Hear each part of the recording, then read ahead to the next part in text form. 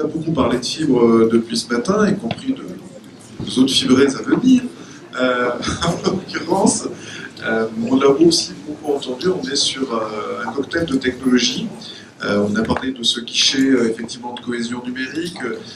Donc, ce qu'on aimerait effectivement avec les intervenants de cette table ronde, c'est faire voilà, se donner des clés de compréhension entre un horizon qui est effectivement la fibre optique, dont on a vu qu'il participait d'une domination française à venir, mais aussi le chemin qui reste à parcourir de manière à couvrir un maximum de personnes dans le temps le plus court par rapport à un temps de déploiement de la fibre qui est relativement long, enfin relativement court si on compare au plan téléphone, mais quand même, on est sur de la décennie. Donc en l'occurrence, je souhaitais d'abord demander à Olivier Duroyon de Nokia France, voilà, d'essayer de nous éclairer sur c'est quoi aujourd'hui les réseaux qu'on est en train de fabriquer. Parce qu'on les pense un peu de manière silotée entre types de technologies. En réalité, la réflexion de Nokia là-dessus, c'est de parler d'écosystème de réseaux et de réseaux intelligents. Et ça nous paraissait important de partager avec vous cette vision qui est celle justement de réseaux intelligents qui vont gérer du flux pilotable, allotir effectivement de la ressource en fonction des consommations. C'est probablement ça qu'il faut qu'on ait en tête pour ce qui vient et les générations de réseaux qu'on déploie aujourd'hui. Olivier. Merci. Donc oui, je vais déjà démarrer par une vision, la vision du réseau 5G. Alors, j'aime pas trop parler de réseau intelligent parce qu'en fait, on parle là des futurs réseaux des territoires finalement, qui ressembleront forcément à des RIP dans le sens où ce sont des réseaux, finalement, ce sont des réseaux partagés. Et on dit des réseaux partagés parce qu'en fait, on parle aujourd'hui dans la 5G, c'est une des révolutions du réseau 5G, ça sera du network slicing. Donc, c'est-à-dire que ce réseau-là, le réseau qu'on est en train de construire et d'imaginer, et je pense que ça a été dit par le député de Mobile World Congress, et c'était un des grands sujets, c'est comment ce réseau, la 5G, va permettre finalement de répondre à toute une série d'usages, et ces séries d'usages seront utilisés sur le même réseau. Alors ces usages, pourquoi on a besoin de les séparer? Parce qu'ils ont besoin de caractéristiques différentes. Donc, pour être très concret... Oui, le network slicing, c'est... Voilà, alors network slicing... Glisser d'un réseau à l'autre... Alors voilà, network slicing, c'est finalement être capable d'avoir plusieurs usages. Un des usages dont on parle beaucoup, ça va être la voiture autonome. La voiture autonome, il va falloir que la voiture contacte l'infrastructure, reçoit une réponse. Une des grandes différences avec les réseaux d'aujourd'hui, c'est que ça signifie que le signal doit être beaucoup plus rapide de la voiture à l'infrastructure, de l'infrastructure finalement à l'ordinateur, et de l'ordinateur back à la voiture, donc de retour à la voiture. Donc finalement, ça doit se passer en 1 milliseconde et non plus en 100, 200 millisecondes. Et pour donner un ordre d'idée, la voix, c'est 500 millisecondes. Donc, ce qu'on est en train de dire, c'est qu'on est en train de construire des réseaux qui, non pas seulement sont beaucoup plus rapides en bande passante, où la fibre est très très utilisée, comme on parle en FTTH, mais également beaucoup plus rapides en temps de latence, donc c'est-à-dire en réaction. Donc ces réseaux-là, qu'est-ce que ça signifie? Ils seront faits de fibres énormément, ça a été dit. Cette fibre-là, elle va devoir arriver très proche de l'usager, voire à l'usager donc dans le FTTH. Il va y avoir une petite partie de mobile, une petite partie d'antenne radio, qui va permettre finalement la mobilité et finalement les usagers de se déplacer. Et enfin, une troisième composante qui n'est aujourd'hui, dont on parle assez peu, et c'est pour ça qu'on aime bien chez Nokia parler finalement de flux, finalement d'écosystème, une partie finalement de processing, donc c'est-à-dire d'ordinateur, de computer, qui soit suffisamment proche de l'usager, et c'est ce dernier composant qui permettra de répondre rapidement et de développer des usages automatiques. Donc on parle de 3 composantes: de la fibre, de la radio, donc de la fibre très dense, de la radio 5G et du edge computing, ou du mesh, comme pour, je lance des nouveaux jargons que vous verrez de plus en plus souvent aujourd'hui. Et vous, Nokia, vous êtes où dans cet écosystème? Alors aujourd'hui, au niveau du réseau, donc Nokia c'est un des leaders dans toute la partie infrastructure, donc aussi bien dans la fibre, aussi bien dans la radio, aussi bien dans les data centers.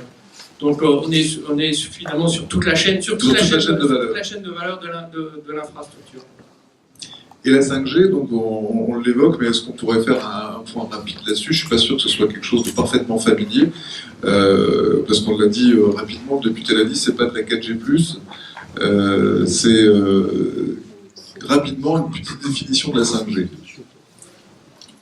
Ouais, alors la 5G c'est un petit peu voilà, c'est ce dont je parlais, c'est-à-dire c'est un réseau donc hertzien, extrêmement hertzien, extrêmement très haut débit, mais avec donc des temps de latence extrêmement courts. Donc c'est-à-dire c'est ça, c'est beaucoup de fibres, beaucoup de fibres. Donc les réseaux RIP, les réseaux FTTH sont la base évidente et sont la base nécessaire pour ces réseaux 5G. Ensuite des antennes radio qui, dans un premier temps, seront utilisées pour faire finalement les derniers mètres entre cette fibre-là et les foyers. D'accord. Donc on parle de mix technologie, le panel de mix technologie. Alors là, effectivement, finalement j'allais dire le chapeau de la technologie ici, de l'équipementier. Donc c'est peut-être un peu compliqué, mais il y a deux choses comme premier usage de la 5G. Le premier usage de la 5G, ça sera pour faire les derniers mètres qui sont toujours un peu peut-être compliqués en fibre, chers, et pour pouvoir rentrer chez les abonnés. Aujourd'hui, on travaille sur ces derniers mètres en radio. Donc, c'est-à-dire qu'on apporte la fibre très proche, à moins de 100 mètres, et on termine ces derniers mètres sur une fréquence non licenciée, typiquement, donc c'est-à-dire où il n'y a pas de problème de fréquence, où ça peut être, tout le monde peut y avoir accès, à 60 GHz, donc très très élevé, avec énormément de débit, et on est capable d'apporter du 1 gigabit, donc, puisque le gigabit c'est quand même ça arrive, on ne le demande peut-être pas partout, mais on le voit déjà, et ça Nokia avec son empreinte internationale, on le voit énormément dans les pays en Asie, aux États-Unis, dans des projets communautaires d'ailleurs, dans des RIP américains, que le gigabit à la maison est une réalité. Donc le mix technologique n'est pas synonyme de bas débit. Là on parle bien donc d'une terminaison d'un réseau FTTX, si l'on veut, FTTC, donc c'est-à-dire jusqu'au trottoir, et une terminaison radio à l'abonné en 1 gigabit, donc comme je disais, sur des technologies à 60 GHz. C'est une des premières utilisations typiquement de la 5G. Merci Olivier Duroyon. Arnaud Lucossi, TDF, qui est arrivé il y a 2 ans, 2 ans et demi, oui, ça marche, dans le monde des RIP, et que de chemin parcouru. Et donc votre analyse du mix technologique, alors je rappelle effectivement vous avez un patrimoine et des points hauts en nombre extrêmement important, et que vous n'avez pas de religion, fibre, hertzien. On a plusieurs religions, c'est pas qu'on en a fait ça, c'est vrai qu'on en a plusieurs. D'abord, merci pour l'an dernier l'invitation. Donc, j'avais dit un peu timidement qu'on arrivait, qu'on avait un premier succès dans les RIP. Bon, 1 an plus tard, c'est vrai que ça a été assez vite, plus vite qu'on le pensait d'ailleurs. Et nous avons aujourd'hui plus de 700 000 prises et 5 départements et 4 projets, puisqu'on a un projet qui regroupe 2 départements, c'est-à-dire l'Indre-et-Loire et Loir-et-Cher. Alors, donc ça pour faire la fibre, on est très content, donc on s'équipe par rapport à cela. là, je comprends que la table ronde, c'est mix technologique face au tout fibre. Alors, ça m'inspire plusieurs questions. D'abord, le tout fibre, c'est quand? Première question, parce que c'est pour quand? Voilà, c'est quand le tout fibre? Alors, ça, c'est une vraie question. Est-ce que quelqu'un dans la salle a la réponse? Peut-être Antoine qui gère le plan, mais je crois qu'en tant que tel, Antoine fait donc de la tête. Et je mets de côté la 5G, que je vais dire un petit mot bientôt, parce que c'est une question assez importante. Parce que dans le mix technologique, on pense aux technologies alternatives, nous on avait recensé, mais je ne sais pas si ce chiffre est totalement exact, environ 6 millions de prises pour lesquelles aujourd'hui on ne sait pas très bien si la fibre ira ou pas, et derrière il y a des AMEL, il y a de nouvelles choses qui arrivent et qui posent d'autres problèmes. Alors si pour l'instant je fais un peu abstraction des nouvelles initiatives qui me paraissent encore jeunes, et j'ai envie de dire que le très haut débit radio, l'ARCEP a lancé une initiative. Nous, TDF, on a des grands sites, tout ce qui est diffusion à partir des sites pylônes, c'est quand même notre métier. Il y a quand même un petit problème sur ce très haut débit radio. L'ARCEP dit que ce seront des licences qui expireront au mois de juillet 2026, je crois exactement. Je crois que même le jour du mois de juillet est précisé dans la consultation que l'ARCEP avait faite. Autrement dit, ce sont des licences courtes. Et comme ce sont des licences courtes, je ne sais pas très bien si c'est propice à l'investissement. En parallèle, je vois l'accord dit New Deal mobile, donc nous, chez TDF, on trouve très bien, pour d'autres raisons, donc j'y viendrai. Mais cet accord New Deal mobile dit aussi, il faut comprendre que les opérateurs se sont engagés à faire de la 4G fixe. Alors 4G fixe, je crois qu'Antoine a dit que il estimait 1 à 2 millions de prises, je crois, de foyers locaux qui pourraient être concernés, c'est à peu près ce que j'ai entendu. Mais la question, c'est peut-on faire en même temps de la 4G fixe et investir dans le très haut débit radio, dans les bandes à 3.5 avec des box 4G fixes, c'est quand même une vraie question. Donc, sur des licences courtes, je pense que autant personne, je pense, dans la salle n'a de doute sur l'investissement de long terme dans la fibre. Donc, la fibre est une technologie gagnante, je crois que tout le monde est convaincu. Donc ça, on est là pour plusieurs décennies. Autant faire des investissements pour des technologies courtes, dont on ne sait pas très bien, à durée de vie courte, dont on ne sait pas très bien, ça pose quand même une question. Alors, peut-être un mot sur la 5G. Puisqu'on en a pas mal parlé. Donc, nous, TDF, on a un parc de points hauts, beaucoup de pylônes, aussi des toits terrasses, maintenant aussi des SNCF, gares et connexions. On a la commercialisation des 3000 gares et connexions pour 25 ans, donc très long. Il y a eu ce contrat en 2017. Alors, je voudrais qu'on soit très modeste par rapport à la 5G. C'est-à-dire que la 5G, effectivement, on essaie de comprendre et c'est indiscutablement une génération mobile en rupture par rapport à celle que nous avons connue à ce jour. Et ça ne sera pas comme le passage de la 2G à la 3G avec la data, la 4G, une accélération. La 5G, on arrive vers quelque chose qui se déploiera de manière très différente, avec beaucoup plus de points. Donc le député Eric Botorel a raison. Si l'IFER reste comme il est, ça posera d'autres problèmes, puisque les réseaux vont beaucoup se densifier. Il y a effectivement un peu comme des hotspots avec cette bande à 26 gigas, très, très haute. Et alors c'est le premier élément. Donc c'est un élément en rupture avec de nouveaux acteurs qui arriveront. Alors de nouveaux acteurs dans tous les sens, c'est-à-dire des segments verticaux. On a parlé de la voiture, mais il y a aussi de la santé. Et puis certains disent aussi des médias. Donc il y a plusieurs verticales qui sont imaginées. On ne sait pas très bien comment tout cela se mettra en place. Et puis, en ce qui concerne les points hauts nécessaires, donc notre TDF, évidemment, on continue à augmenter notre parc, puisqu'il augmente, et on continue à investir. On a fait plus de 17% en 2017, après on fait plus de 17% en 2016, donc notre parc de points hauts continue à augmenter. Mais tous les acteurs du mobilier urbain, je pense, chercheront à valoriser leurs éléments.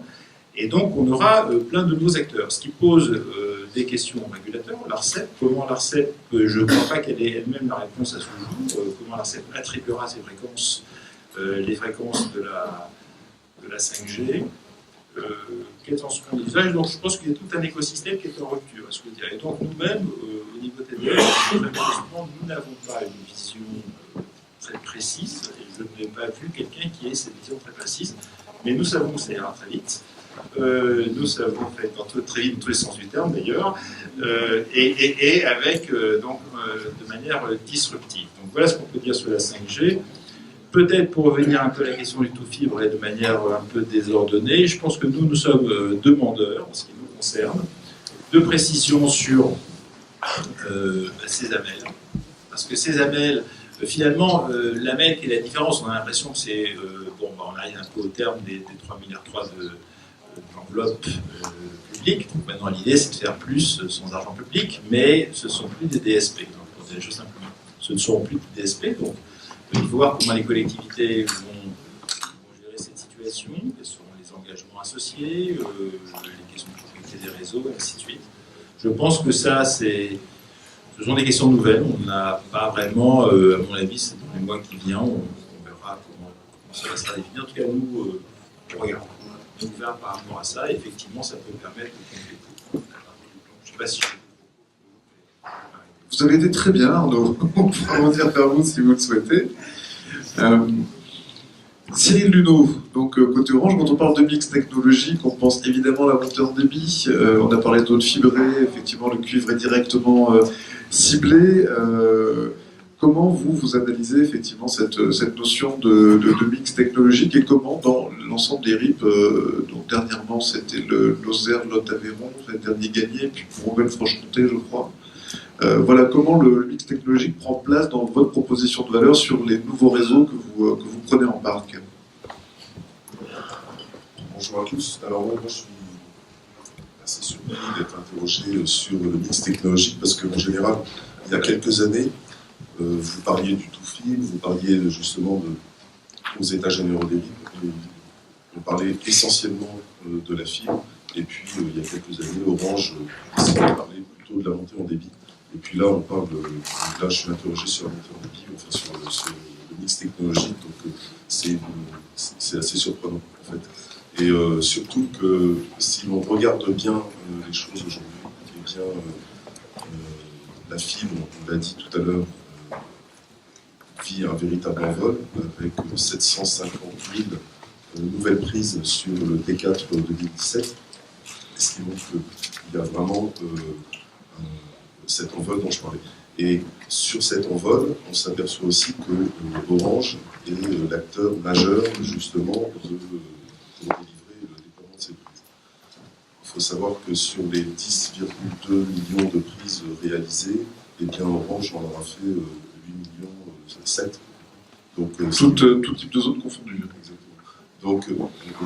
Donc, ce qui fait que je n'ai pas envie de vous parler du mix technologique, mais plutôt justement de la fibre et du fait qu'on a pris des engagements et qu'on va les tenir. J'ai entendu encore certains qui expliquaient qu'il y avait sans doute quelques craintes encore à avoir. Je pense que à la fois ce qu'a dit Antoine, ce que va dire sans doute l'ARCEP, puisqu'il y aura une saisine comme Antoine l'a annoncé sur les engagements L3313, et qui montre bien que Orange est tourné vers la fibre et essentiellement tourné vers la fibre. Donc on le voit, pour nous la cible, ça reste la fibre optique, ça n'est en aucun cas la rampe du cuivre, et donc on est clairement dans cette optique-là avec l'objectif de 2025. Ceci étant, une fois qu'on a dit ça, évidemment, on s'aperçoit qu'il y a un engagement qui a été pris par le gouvernement, et savoir le bon débit d'ici 2020. Et donc, le bon débit d'ici 2020, à partir du moment où on estime qu'il y aura au moins 6 millions de prises qui ne seront pas couvertes en fibre à 2020, il faut savoir trouver des solutions. Les solutions que l'on propose, on ne les oppose pas entre elles par rapport aux autres, mais on estime plutôt qu'il va y avoir plusieurs solutions qui vont permettre justement d'accompagner cet engagement du gouvernement. Alors, en ce qui nous concerne, on a je vais focaliser sur 2 points. Le premier, c'est évidemment le FTTN. On a mis en place la modernisation et pour optimiser la capacité du cuivre à rendre un meilleur service. On a fait plusieurs versions quant à notre catalogue de services et comme les propositions qu'on pouvait faire au sein de cette offre.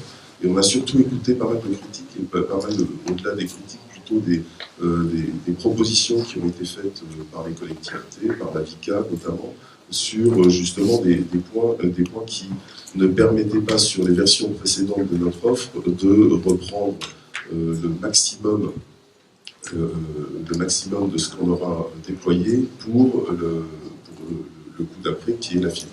Donc, dans les versions, notamment la dernière version de l'offre FTTN, on a maximisé justement la reprise et c'est du prêt, vraiment du prêt FTTH pour faire en sorte que ça soit juste une étape intermédiaire qui va forcément coûter, Arnaud le disait très justement, à partir du moment où on est sur des solutions alternatives qui ont l'ambition juste d'accompagner le temps qu'il y ait la fibre, eh bien ça va coûter un peu plus cher que si on faisait la fibre directement. C'est certain.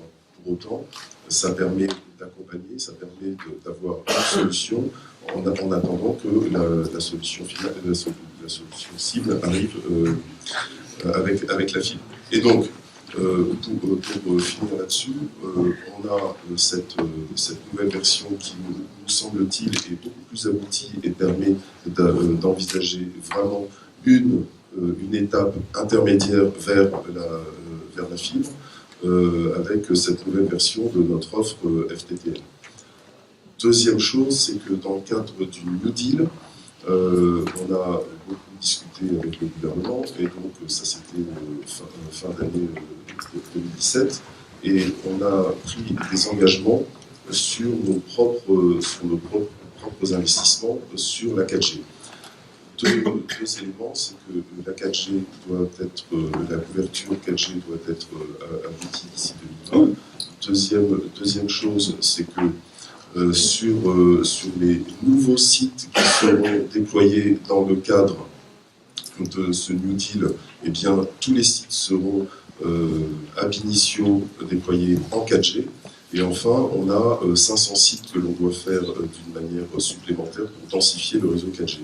Sur cette 4G, là où il y aura un débit fixe inférieur à 8 mégas, nous sommes engagés à faire une offre 4G fixe qui permettra d'accompagner justement cette problématique de non-couverture satisfaisante.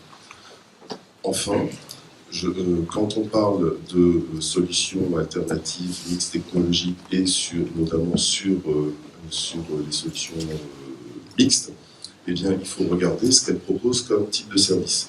Et il faut savoir que selon les propositions techniques qui sont proposées, eh bien, on n'a pas forcément le même service. Si vous voulez avoir du triple play et de la TV notamment, eh bien, il y a des technos qui permettent de le faire, d'autres qui ne permettent pas de le faire. Voilà. Donc, nous, on est ouvert à toutes les technos possibles, mais on a deux éléments clés, ce que je viens de vous dire, sur à la fois FTTN et sur la 4G fixe. Voilà. Merci Cyril Lumeau. Christophe Houtier, Nordnet, du groupe Orange, c'est le volet non seulement satellite, qui est l'activité qu'on connaît le mieux, mais aussi tout un tas d'autres solutions sur étagère en catalogue. Donc aujourd'hui, on l'a vu, le guichet de cohésion numérique, alors c'est 2019 qui a été annoncé, il me semble. Donc vous rentrez pleinement dans finalement ce programme de mise à disposition rapide d'un débit satisfaisant, du bon débit pour les populations qui ne bénéficieront pas à très court terme de la fibre. Oui, merci Sébastien, bonjour à toutes et à tous. Oui, Antoine a parlé de fin 2018 pour la mise en place de ce guichet cohésion numérique des territoires. Nous l'attendons avec impatience, oui, parce que cette initiative, elle est très heureuse à deux titres. Elle met en valeur le mix technologique et notamment ces solutions satellitaires dont on parle. Elle promeut donc ces solutions. Elles ont toujours besoin de promotion, ces solutions alternatives. Donc on est ravis que cette annonce et ce projet aillent dans ce sens. Et puis naturellement, ce projet, c'est aussi une aide financière aux administrés dépourvus d'un ADSL rapide, les plus isolés. J'ai cru lire 6% des locaux à horizon 2020 seraient concernés. Une aide financière qui va tout simplement rendre encore plus accessibles ces technologies alternatives que sont notamment les technologies satellites. Donc oui, on est ravis de cette année 2017 et de ce qui va nous arriver en 2018. Parce que 2017, ça a été une belle année. On a continué côté Nordnet, eh bien, j'allais dire, à participer activement à l'essor de l'Internet par satellite. On est un peu sorti de la phase de l'adolescence. L'entreprise a fêté son anniversaire, elle a maintenant un peu plus de 20 ans. Mais cela ne fait que 10 ans que nous commercialisons en France des solutions d'accès Internet par satellite. Des solutions qui ont beaucoup progressé. Antoine l'a dit, les débits ont considérablement évolué. Et le nombre de clients aujourd'hui reste tout à fait honorable. Je crois que tu voulais me poser la question de savoir, mais finalement, combien de clients Absolument. Eh bien, un peu plus de 2000 en Normandie, connectés par satellite aujourd'hui dans les différents départements. Et puis un peu plus de 40 000 aujourd'hui paraboles installées en France, installées fonctionnelles, qui desservent aussi bien les foyers et les familles, qui peuvent enfin accéder à cet accès rapide, mais aussi à peu près 100% d'entreprises. Tout type d'entreprise. Et une autre question chiffrée, combien de départements, parce qu'on prend l'échelle départementale, parce que vous êtes aussi sur des rythmes régionaux, mais combien de départements soutiennent l'installation de satellites avec une subvention locale?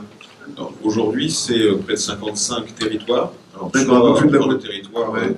je parlerai de la région ouverte, c'est un territoire qui subventionne l'Internet par satellite notamment pour financer l'acquisition de la parabole et permettre aux clients isolés de se raccorder. 55 collectivités aujourd'hui soutiennent cette technologie et ce sera donc complété par ce nouveau dispositif qui rendra la techno encore plus accessible. Une techno, et j'en conclurai là-dessus, qui aujourd'hui a beaucoup évolué et qui réserve des débits jusqu'à 22 mégas par satellite à destination du grand public, et sur des offres dédiées aux professionnels, on peut monter jusqu'à 30 mégas.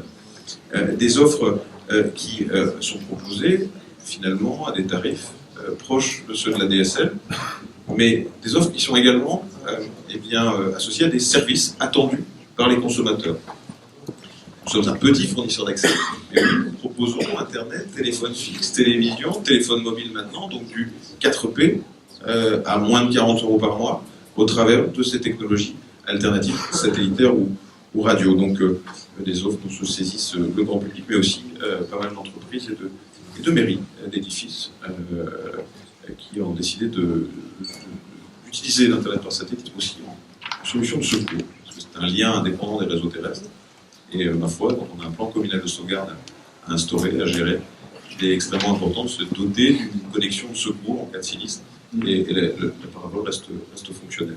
Avec un peu d'énergie, elle fait des miracles. Et je m'interrogeais sur les territoires qui effectivement n'accompagnent pas cette installation-là. C'est pour quelle raison?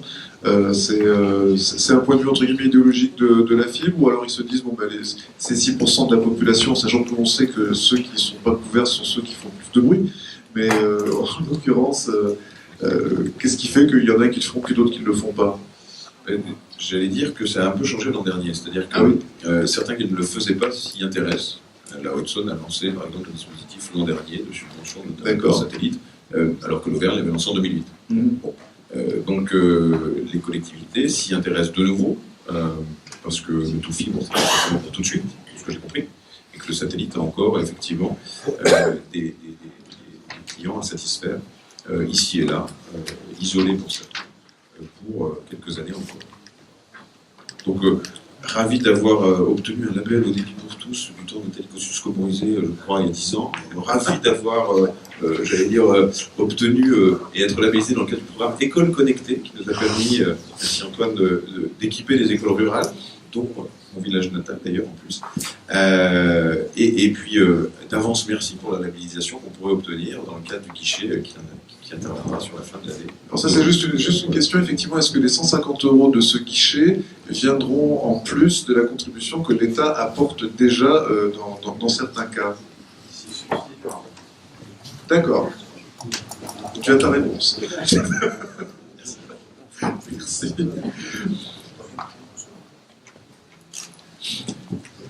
Made in Normandie, c'est le nom d'une chanson. Pardon David. On voulait faire effectivement un double focus. D'abord, effectivement, partager la part du mix technologique dans les réseaux aujourd'hui déployés par Altitude Infrastructure, mais aussi donner un temps à David pour nous refaire un peu l'historique d'une success story d'une entreprise des réseaux normande, Val de Reuil, dans l'Eure, c'est l'Eure, Quand c'est l'heure, c'est pas... Bref. Non, je vais rater celle-là. Donc, David, à la fois donc, PDG d'Altitude Infrastructure et vice-président de la FIRIP, c'est à toi. Merci. Merci pour cette 7e invitation. Je crois qu'on a été là Tout le temps. À toutes les éditions. Simplement, par rapport à la table précédente, je voulais ajouter quelques chiffres. Mathias parlait de taux de pénétration et de publication de chiffres ou pas. En tout cas, nous, au niveau de nos chiffres, on est plutôt transparent. Juste pour information, on a découpé par débit, parce qu'aujourd'hui, on a suffisamment d'ancienneté sur des prises qui ont été ouvertes il y a suffisamment de temps pour regarder un peu ce que ça donne. Et en moyenne, de toutes les prises commercialisées, ce qu'on observe, c'est que les prises qui ont moins de 4 mégabits au bout d'un an, tout territoire confondu, sont pénétrés à 35%. De 4 à 10 mégabits sont pénétrés entre 16 et 17%, et à plus de 10 mégabits sont pénétrés entre 7 et 8%. Donc voilà, on a suffisamment de recul, ce qui nous permet, aujourd'hui, j'y reviendrai, de pouvoir bien entamer aussi les discussions avec les grands opérateurs, comme il a été signalé, qui perdent pour le coup pas mal de parts de marché. Pour ce qui est du mix technologique, en 2 mots, je suis quand même étonné d'un côté. Nous, sur les RIP que l'on a contractualisé aujourd'hui, principalement dans les RIP concessifs, on est sur le tout fibre. Moi, dans mon programme, je n'ai pas de mix technologique proposé. C'était d'ailleurs pas proposé dans le cahier des charges. On devait déployer du 100% fibre à un horizon qui se termine, on va dire, globalement autour de 2022. Mais il faut faire preuve quand même de pragmatisme. Et nous, aujourd'hui, on est très à l'écoute de nos partenaires, les collectivités, et qui ont fait différents programmes. Il y a eu des programmes de modernisation du cuivre qui ont été lancés. Il y a eu des programmes de THD radio qui ont été lancés. On sait par ailleurs que les collectivités poussent les opérateurs, qu'ils amènent de la 4G plus loin dans les territoires. Donc nous, et évidemment d'autres collectivités aussi qui soutiennent les initiatives satellitaires, nous aujourd'hui, on sait qu'on va vers le tout fibre, mais il y a quelques étapes à traverser d'ici là. Donc on exploite du THD radio, on soutient la commercialisation du satellite, on a énormément de PRM en gestion sur différents territoires. Voilà, le seul message que nous on passe aux collectivités, c'est restons pour que tu ne sois pas étonné par rapport à ce qui se disait avant sur le tout fibre. Voilà, donc on garde ce même discours depuis toujours, avec des technologies malgré tout, des initiatives qui ont été lancées entre deux, qu'on ne peut pas non plus jeter à la poubelle du jour au lendemain. Donc on reste sur cette dynamique. Voilà. Merci. Non, mais c'est effectivement un peu un piège, mon histoire. Mais il est clair que ça reste l'horizon désiré par tous, mais c'était bien de s'en assurer. Voilà, donc tu m'as proposé, alors d'habitude on a plutôt des prises de parole sur des sujets bien donnés, assez techniques, etc. Donc là c'est de parler d'altitude. C'est de parler de soi, c'est parfois le plus difficile. Mais là c'est un peu plus compliqué, donc je vais essayer en 3 slides de résumer tout Altitude Infrastructure, et effectivement le fait que nous sommes une entreprise, dans les états généraux des RIP ici, c'est important, une entreprise normande, qui est, au dire de certains, une success story, une entreprise qui est née d'ailleurs, si tu peux aller au slide suivant, qui est née au milieu des années 90, et au départ plutôt sur le secteur de Rouen, Mont-Saint-Aignan, dans la Seine-Maritime. Donc simplement, peu de gens le savent, mais aujourd'hui, Altitude Infrastructure fait partie d'un groupe qui a différentes activités, pas mal d'activités immobilières autour de la promotion immobilière, la gestion de lotissement, mais également les résidences seniors à travers de la société Village Incos. Et dernièrement, le groupe Altitude, on en a beaucoup parlé, et Guillaume Mélier en a parlé tout à l'heure, le secteur entreprise est en train de bouger dans les télécoms, et nous profitons de ce dynamisme et de ces sujets, notamment de régulation sur le secteur de l'entreprise, pour relancer un opérateur entreprise nommé Linked, qui a été créé il y a seulement 1 an, mais pour lequel le groupe met quand même 40 millions de fonds propres pour lancer cette activité, donc quelque chose de relativement important. Et ensuite, je vais aller sur Altitude Infrastructure, donc simplement pour vous dire que ce groupe représente, malgré tout, et c'est important aussi de le citer pour la Normandie, environ 700 personnes dans le groupe. Sur le territoire ou sur le territoire national? Alors, je vais dire au 2 tiers, 3 quarts sur le territoire et donc 1 tiers, 1 quart sur le Sur le national. reste de la France. Alors, tu vois que ça s'anime. Ça s'anime. Je te propose. Vas-y, prends la main. Ouais. Prends ma place, tiens. Hop. Ouais, on a fait un slide animé et qui est tellement découpé que si je suis pas à la manette, ça va être compliqué. Donc on m'a demandé de refaire l'évolution d'altitude. Donc on a créé, alors je vois 1995 création d'Altitude Télécom, qui d'ailleurs s'est créé au départ sous le nom de Nordnet, Normandnet, pardon, en ayant visité Nordnet, et on trouvait que Nordnet ça sonnait bien et que Normandnet ce serait tout aussi bien, donc j'avoue qu'on a un peu fait nos copieurs dans un premier temps et on s'en excuse. Et d'ailleurs, tu parlais tout à l'heure de la 5G et du 26 GHz, on s'est épanoui grâce au 26 GHz au démarrage et le déploiement de cette technologie avec les stations de base 26 GHz qui proposaient à l'époque du 10 mégabits pour les entreprises, ce qui était révolutionnaire. À partir de 2004, on a signé nos premiers RIP. Je repense au Calvados, à l'Orne, la Vendée, l'Eure, dans des RIP de première génération. En 2006, et puis également avec la création du L1425.1, c'est vraiment l'avènement et la création de la business unit Altitude Infrastructure. En 2009, moi j'avais quitté Altitude Télécom et j'ai pris la présidence d'Altitude Infrastructure, et dès mon arrivée, j'ai souhaité créer un fournisseur d'accès Internet dans le groupe, parce que j'ai senti assez vite que les premiers pas de commercialisation ne seraient peut-être pas forcément faciles. Exactement, on est un opérateur verticalement intégré, extrêmement puissant, qui fait trembler Orange, donc vous imaginez. Voilà. En 2010, pour se désintégrer un peu, on a quand même cédé la filiale Altitude Télécom au groupe Completel. À partir de 2011, nous commençons à rentrer vraiment sur le marché du très haut débit, et c'est la stratégie que j'ai voulu impulser avec Jean-Paul Rivière, le fondateur du groupe Altitude. C'est dans le cadre du programme national très haut débit lancé par le gouvernement de Nicolas Sarkozy qu'on a participé au projet pilote, et notre premier projet pilote à Aumont-Aubrac en Lozère, et je pense toujours, quand je vois où nous en sommes aujourd'hui, à ce premier projet pilote. Avec Alain Astruc. Avec Alain Astruc, tout à fait le maire de Aumont-Aubrac, et Jean-Paul Pourquier, le président du conseil départemental. Et à cette époque, on avait seulement 12 opérateurs qui étaient clients de nos réseaux, grand public et entreprises tout confondues. J'ai mis une date importante quand même, la création de la FIRIP en 2012. Je me souviens d'ailleurs même encore du moment précis où Étienne Dugas m'a appelé pour créer la FIRIP, et depuis, je pense qu'on a tous ensemble fait beaucoup de chemin avec cette fédération. Nous avons en 2014 signé le premier RIP à échelle départementale, avec cette fois-ci on avait commencé à grimper avec 35 opérateurs sur le réseau. Donc l'Eure, le Doubs. S'en suivent derrière le cap du premier million de prises contractualisées à partir de 2015. Je vois Gilles en face de moi, notamment la Manche qui a été signée dans cette année-là. 50 opérateurs présents sur le réseau, et puis l'attribution du premier grand RIP concessif que l'on a eu en partenariat avec NGE, donc la DSP de l'Alsace, qui était une grosse DSP concessive à l'époque.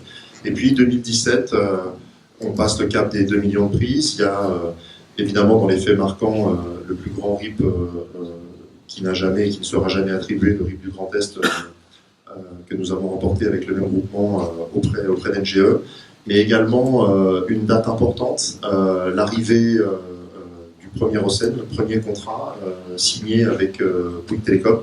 D'ailleurs, je tiens à préciser que j'ai entendu Laurent dire tout à l'heure des frémissements.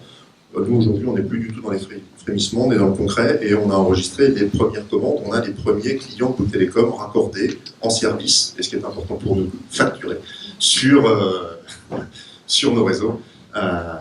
Donc voilà, on est passé à du vrai concret.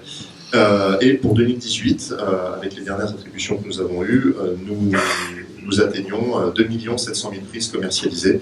J'y reviendrai sur le slide suivant avec un objectif à 3 millions de prises. Donc simplement pour dire, voilà, on a accompagné 2 plans.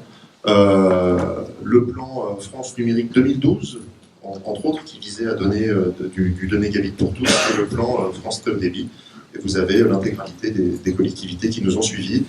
Donc beaucoup de boulot, on est très satisfait, évidemment beaucoup de création d'emplois en parallèle. Et petit message, quand j'ai entendu parler tout à l'heure de est-ce qu'on a des problèmes de construction, etc. Sur la fibre optique, je passe un message, Antoine est parti, c'est dommage, mais je pense simplement que si on était capable, enfin je donnerai un exemple, hein, aujourd'hui, sans faire trop de technique, un PM de 300 prises, on nous demande de lui mettre 72 fibres derrière, alors qu'on sait qu'on coupe en 32, enfin, etc. On met de temps en temps, je pense, trop de fibres dans l'ingénierie qu'on a par rapport aux réels besoins, et puis effectivement, ces histoires de G657 A2, 2D, etc., pourraient permettre d'assouplir et d'être moins en stress. Mais il n'y a pas, on va dire que le sujet du câble, c'est quand même bien déstressé depuis, on va dire, depuis l'été dernier. Donc sur la stratégie, sur notre stratégie 2018, eh bien, on espère aujourd'hui, c'est le Money Time, hein, il y a les derniers appels d'offres qui sont en train d'être attribués sur cette année. On espère maintenir notre position de deuxième opérateur de RIP. On pense qu'on ne pourra plus rattraper le premier opérateur qui est Orange sur les territoires de RIP, mais voilà, c'est une position qui nous va bien, mais on veut la maintenir. Ce qui nous donne une ambition d'avoir 24 réseaux d'initiatives publiques en gestion. 3 millions de prises, d'ailleurs, en gros, on y est, à cet objectif de 3 millions de prises, ce qui représente quand même 10% du territoire national, ce qui est très bien pour nous. Notre objectif est aussi d'avoir 330 000 prises commercialisables à fin 2018. Quand j'ai regardé les chiffres de construction et que Antoine annonce de 3 millions de prises construites en 2018, eh bien nous qui avons l'ambition, parce qu'on avait déjà construite, mais d'en construire environ 300 sur l'année 2018 avec 10% du territoire, on est bien, j'ai envie de dire, on est bien dans le tempo qui est annoncé par l'État. Dans nos objectifs, on se fixe également un chiffre d'affaires en croissance de 70% sur le parc entreprise, pas parce qu'on fait des miracles, mais simplement parce qu'on a plus de prises adressables. Un parc client grand public multiplié par 4. Les discussions entamées avec les grands opérateurs. Aujourd'hui, avec Bouygues, tout est signé. Avec Free, mais tout comme d'autres, hein, nous sommes en négociation vraiment active pour avoir des accords signés et que Free puisse arriver sur les réseaux dès fin 2018 et ça de façon concrète.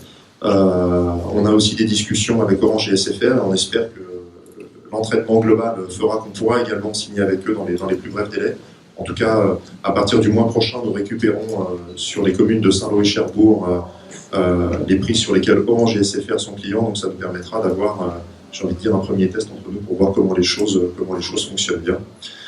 La zone AMEL, même remarque que toi Arnaud, j'ai mis zone AMEL point d'interrogation, parce qu'aujourd'hui, je pense qu'on a vraiment besoin qu'on nous explique comment ça marche, parce que je pense qu'aujourd'hui c'est une ascension, mais on voit que sur différents territoires ça part un peu dans tous les sens. Je vois pas mal de choses. J'ai dû voir le Lot-et-Garonne hier envoyer une consultation à peu près formelle sur la zone AMEL. Là, pour le coup, qui avait l'air d'être cadré par rapport à ce qui a été annoncé. Pour le reste, c'est un peu la foire d'empoigne. Donc, on est aussi tout à fait disposé à aller déployer. Par contre, dans une situation où nous, on ne veut pas aller... J'avais employé le terme de chicorée à la VICA. Si des grands opérateurs viennent sur nos zones et nous posent souci, forcément en défense, on va réagir, mais on n'a pas vocation directe, nous, à aller sur des zones AMI où des intentions ont été données. En tout cas, ce n'est pas notre stratégie du moment. Voilà, et un appel, on lance plus de 150 recrutements chez Altitude Infra en 2018. Il y en a déjà une cinquantaine qui sont déjà pourvus sur les 150. Voilà, donc venez chez nous, il fait bon vivre, on s'amuse bien.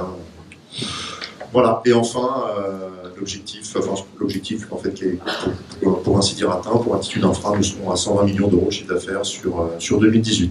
Voilà, donc une belle progression depuis quelques années, dont on est fiers, et d'ailleurs, je tiens à féliciter l'ensemble des collaborateurs du groupe Altitude, sans qui nous ne serions rien. Voilà. Bravo.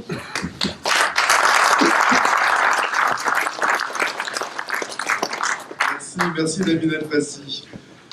Tout de suite, c'est l'heure de manger. On se...